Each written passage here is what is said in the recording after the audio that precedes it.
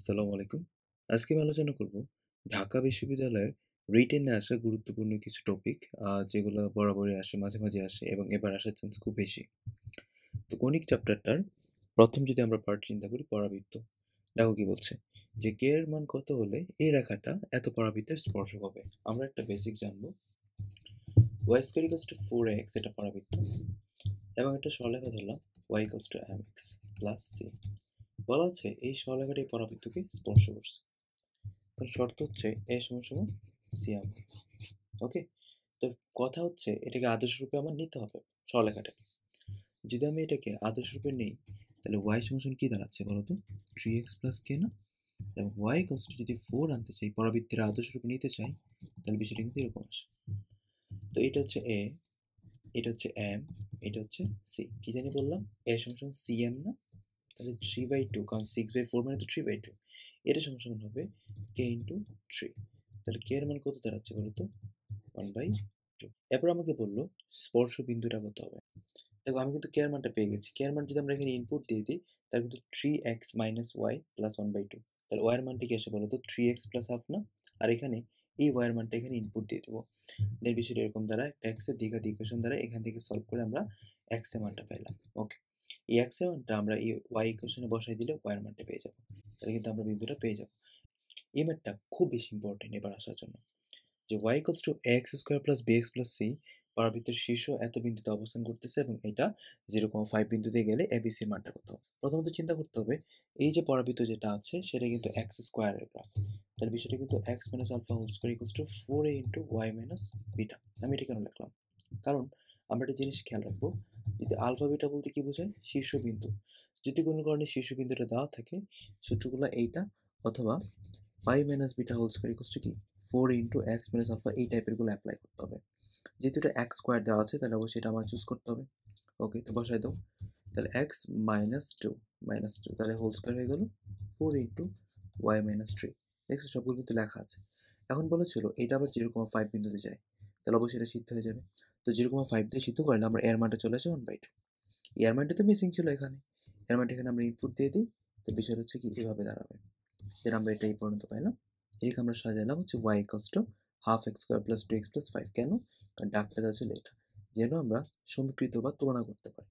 তো কম্পেয়ার করলে আমরা a, b এবং c এর মানটা পেয়ে যাব।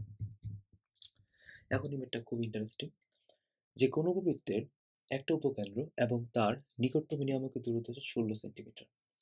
এর মান হচ্ছে 3/5 হলো অক্ষ দিয়ে ধরবো। প্রথম কথা হচ্ছে এখানে কোনো কিছু ক্লিয়ার করে দেওয়া নেই যে a বড় না b বড়, তার মানে a গ্রেটার দেন b সবসময় ধরতে হবে। তো কোনো একটা যদি উপবৃত্ত আমরা আঁকার ট্রাই করি, তো এইটা কি বলছে? উপকেন্দ্র এবং তার নিকটতম নিয়ামক। তাহলে এটা তার উপকেন্দ্র এবং তার নিকটতম নিয়ামক হচ্ছে এটা। তাহলে এই ডিস্টেন্সটা চাইছি, কিভাবে করতে পারি? আমাদের প্রসঙ্গ বিন্দু কিন্তু মূল বিন্দু। তাহলে এই সবটা থেকে যদি আমরা এই সাদা অংশটা বাদ দিতে পারি তাহলে তো এই অংশটা পাবো, তাই না? এই সবটা কি ছিল বলতো? এই ডিস্টেন্সটা, এটা কিন্তু a বাই e কমা 0 ছিল নিয়ামক বিন্দুটা। তারপরে এই দূরত্ব হচ্ছে a বাই, এখান থেকে আমার এইটা বাদ দিতে হবে। দেখছো? ওকে, তাহলে এটা হচ্ছে 16 দেওয়া ছিল এবং এর মানটা দেওয়া ছিল। তাহলে এর মানটা আমরা এখানে বসাই দিলে কিন্তু এর মান পেয়ে যাবো। এবং একটা কথা খুব ভালো করে মনে রাখবা, এ বি ই এর মধ্যে যে কোনো দুইটা জানলে আরেকটা অটোমেটিক ই চলে আসবে। যেহেতু আমি এ এবং ই জানি তাহলে বি এর মানটা ইজিলি চলে আসবে। বি এর মান বসাই দিবা, ম্যাথ হয়ে যাবে। ওকে, একটি উপবৃত্তের সমীকরণ নির্ণয় করো যার উপকেন্দ্র দুইটা হচ্ছে 3, -1 এবং 1, -1 এবং যে কোনো উপকেন্দ্র হতে শীর্ষদের দূরত্বের গুণফল হচ্ছে 4 একক। এটা আমাদের সময় বুয়েট 21-22 সেশনে আসছিল ম্যাথটা। খুব সহজ, একটু ইন্টারেস্টিং ম্যাথ। যেহেতু এখানে উপকেন্দ্র দুইটার কোটি সেম, তাহলে সেটা কিন্তু a গ্রেটার দেন b হবে। আর যদি এখানে ভূত সেম হইতো তাহলে কিন্তু a লেস দেন b হয়ে যেত। যাই হোক, এটা ফ্যাক্ট। ফ্যাক্ট যেটা সেটা হচ্ছে এখানে বেসিকটা বোঝা। যে বলছে যে এটার যে কোনো উপকেন্দ্র হতে শীর্ষদের দূরত্বের গুণফল। আমি যদি চিত্র আঁকার ট্রাই করি, তাহলে উপকেন্দ্র উপকেন্দ্র হতে কি বলছে? শীর্ষদের দূরত্বের গুণফল। তাহলে একটা শীর্ষ এখানে, একটা শীর্ষ হচ্ছে এখানে। তাহলে এটা থেকে এই দূরত্বটা আসলে কিভাবে বের করি আমরা? দেখো, এই দূরত্ব বের করার টেকনিক হচ্ছে এই সবটা থেকে আমরা এটা বাদ দিয়ে দেবো। তাহলে এই সবটা কি ছিল? এ, আর এই পিচ্ছ অংশ বাদ দিলে কিন্তু এই বাদ যাচ্ছে। তাহলে একটা কিন্তু পেয়ে গেলাম। এবং এই উপকেন্দ্র থেকে যদি আমি এই শীর্ষবিন্দু দূরত্ব চাই, যেহেতু মূল বিন্দু থেকে এটা দূরত্ব কত ছিল বলতো? এ পরিমাণ না? আর এতটুকু ছিল এই। তাহলে আরটি কিন্তু এ প্লাস এ। এই কথাটা বুঝছো কিনা আমাকে বলো। যদি বুঝো তাহলে ম্যাথটা আমি আগাইতে পারবো। তাহলে উপকেন্দ্রদের শীর্ষদের দূরত্ব যদি গুণফল আমরা যদি করি এখানে 4, তাহলে কিন্তু বলতে পারি যে এই যে part a minus a into a plus a এর মান কিন্তু 4। এখান থেকে কিন্তু আমরা এই বিষয়টা চলে আসবে। ওকে, তারপরে এখন তোমার যেহেতু দুইটা উপকেন্দ্র দেওয়া ছিল, এখান থেকে আমরা একটা কথা শিখবো। যদি কোনোটাকে দুইটা উপকেন্দ্র দেওয়া থাকে, এখানে আমরা দুইটা জিনিস জানি। কি কি? দুইটা উপকেন্দ্রের মধ্যবর্তী দূরত্ব বের করতে পারবো, এবং আরেকটা যেটা বের করতে পারবো সেটা হচ্ছে কেন্দ্র। কারণ উপকেন্দ্রদের মধ্যবিন্দু হচ্ছে কেন্দ্র। তুমি যদি চিন্তা করো দুইটা শীর্ষবিন্দু আছে তাদের মধ্যবিন্দু কেন্দ্র, বা দুইটা নিয়ামকের বাধ্যবিন্দুর মধ্যবিন্দু কিন্তু কেন্দ্রই হবে। যাই হোক, তাহলে এখান থেকে টেকনিক্যালি আমি এর মানটা পেয়ে গেলাম। যদি এর মানটা এখানে ইনপুট দিয়ে দিই তাহলে কিন্তু এর মানটা পেয়ে যাবো। আর এ আর ই পেয়ে গেলে বি কি খুব কঠিন বের করা? মাত্র না বললাম, জাস্ট তুমি বসাবা, ম্যাথ হয়ে যাবে। খালি জিনিসটা খেয়াল রাখতে হবে, যদি উপকেন্দ্রগুলো এইভাবে দেওয়া থাকে তখন জাস্ট আমার কেন্দ্রটা চেক করতে হবে। তো নর্মালি কিন্তু আমরা সবগুলো বের করে আমরা কিন্তু উত্তর দিয়ে চলে আসি x square by x square plus y square by b square equals to 1, তাই না? এটা কিন্তু ভুল, কারণ কেন্দ্র থাকলে বিষয়গুলো কিন্তু এরকম দাঁড়ায় x minus alpha whole square by a square plus y minus beta whole square by b square equals to 1। এটা হচ্ছে কারেক্ট। সাবধান, একটি উপবৃত্তের উপকেন্দ্রিক লম্ব উপবৃত্তটির বৃহদাকের অর্ধেক হলে এর মানটা কত? আচ্ছা, তো কোনো কিছু ক্লিয়ার করে দেওয়া নাই, তখন 11 বি চিন্তা করতে হবে। এই যে 2 বি স্কোয়ার বাই এর মানটা কত? বৃহদাকের অর্ধেক, তার মানে হাফ ইন্টু 2 তার মানে এ থাকে আলটিমেটলি। তাহলে বি স্কোয়ার বাই স্কোয়ার মান হচ্ছে হাফ। আমরা জানি কি root over 1 minus b square by square, just input দিচ্ছি, ম্যাথ শেষ। এবং আমরা যদি শেষের ম্যাথটা চিন্তা করি, যে কেন্দ্র দেওয়া ছিল, শীর্ষবিন্দু দেওয়া ছিল, দেখছো এখানে কোটিগুলো সেম বলতে বললাম না যে 11 বি অলওয়েজ হবে। ওকে, তো একটা তুমি যদি চিত্র আঁকা ট্রাই করো, যে কেন্দ্র থেকে শীর্ষবিন্দুর দূরত্বটা আসলে কি বলতো? এ না?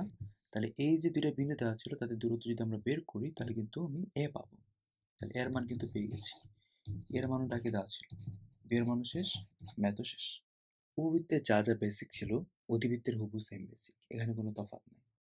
এখন আমরা একটা জিনিস নিয়ে আলোচনা করব, যে y equals to mx plus c একটা সরলরেখা। যদি এটা পরাবৃত্তকে স্পর্শ করতো y square equals two 4x, তখন কিন্তু আমরা বলতাম যে a সমান সমান সিয়াম।